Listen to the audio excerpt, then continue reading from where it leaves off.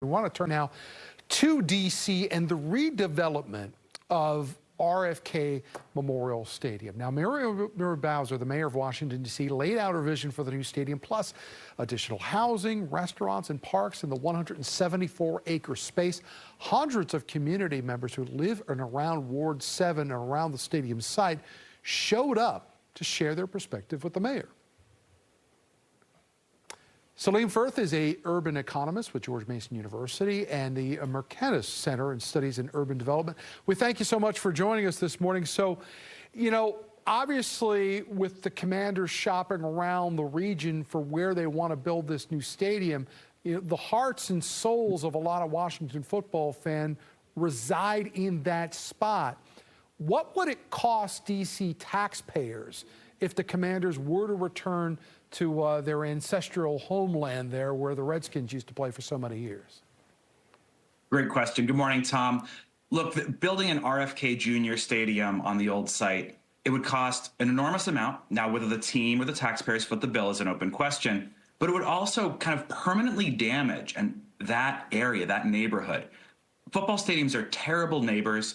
They're closed more than 300 days a year, and the few days that they are fully busy, they inundate the neighborhood with a traffic and tailgaters.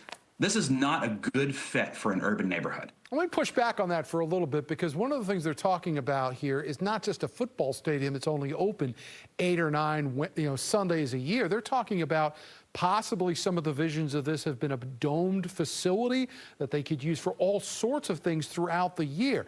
If you were to look at the history of Chinatown in D.C., it is without question that that arena has led to an incredible growth in that neighborhood, which anybody who was around here in the 70s can tell you was not a place you wanted to be on a Saturday night. It is the living heartbeat of that neighborhood right now. Why wouldn't a major sports stadium do that for the area around where RFK is now? So the arena in Chinatown has 2 teams, and it's much smaller. So it can, you can fill it with a lot of other types of events.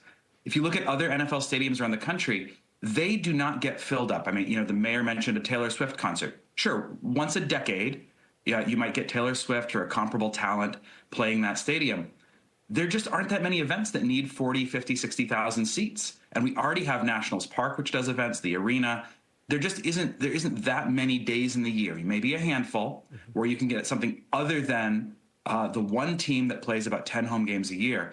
It's just not comparable to the number of weeknights that you're going to get people coming down to the basketball and hockey arena or the Nationals Park. It's not a good fit for an urban neighborhood. All right, well, you mentioned Nationals Park. I covered the negotiations and the council debate, which created Nationals Park. It is one of the most vibrant areas of the District of Columbia right now. There was housing, there was restaurants. There used to be empty lots, tow yards, and nightclubs that people didn't go to that often. Why wouldn't a new stadium lead to that kind of development where people could live, work, and play all in one spot? Let me give you an alternate vision.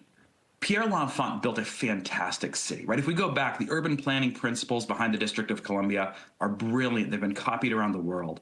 You lay out a grid and you sell off the lots and you let people, Washingtonians, builders, business people, build what they want. You reserve some space for parks and schools as needed, and you get a great neighborhood. The Capitol Hill, Kingman Park, Langston, these are fantastic places to live. People pay enormous sums for nice housing there. They would do the same if we opened up the RFK reservation, laid out a grid and said, hey, here are the rules for development.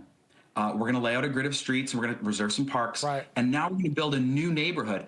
The housing, the restaurants, that would come. Washingtonians are going to build a great city, and adding stadium space, I mean, economics shows this again and again.